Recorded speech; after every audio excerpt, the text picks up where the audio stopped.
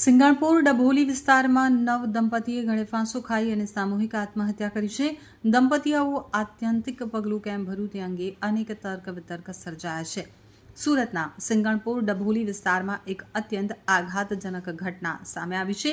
અહીં એક નવ દંપતીએ ગળે ફાંસો ખાઈ અને સામૂહિક આપઘાત કરી લેતા સમગ્ર વિસ્તારમાં સન્નાટો વ્યાપી ગયો છે. લગ્નના હજુ માંડ 1 વર્ષના ટૂંકા ગાળામાં જ આ દંપતીએ આવું આત્યંતિક પગલું કેમ ભર્યું તે અંગે અનેક તર્ક વિતર્ક સર્જાયા છે.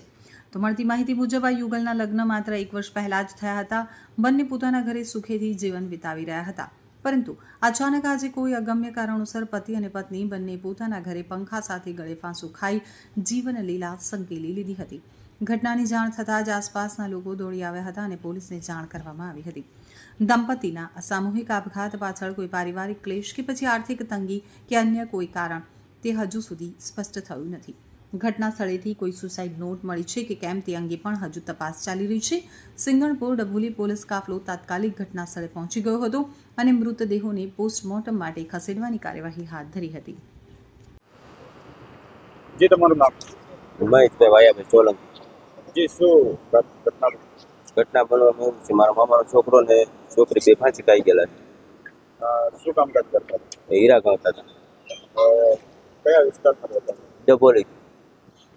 શું પોલીસ પ્રશાસન પાસે પોલીસ પ્રશાસન પાસે એવું માગે કે આવડા જે ફાંસી ખાધેલી છે એની કાર્યક્રમ અહીંયા થાય અને એનો તપાસ થાય, એના માટે અમને ન્યાય મળવો જોઈએ. છેલ્લા કેટલા સમયથી સુરત શહેરમાં રહેતા? 5 વર્ષ રહે છે. પરિવારમાં પણ? પરિવારમાં 3 ભાઈ છે, એક બેન છે, મમ્મી પપ્પા છે, દાદા દાદી છે. શું રત્ના કલાકાર તરીકે તેમને કોઈ નોકરી છૂટી ગઈ એવું કોઈ બનાવ? નોકરી નથી કરતા, નોકરી કરવા નથી, કોલેજ કરેલા છે. બીજું કોઈ એવું કોઈ દબાણ બબાણ હોય એવું કંઈ? દબાણ હોય એવું અત્યારે મને દેખાતું નથી, પણ હોય તો તપાસ કરવી જરૂરી છે. ઘટના કયા ઘટના કાલે બની છે, કેટલા 6 વાગે. કયું પોલીસ સ્ટેશન? પોલીસ સ્ટેશનની ખ્યાલ નહીં સર. Single police station.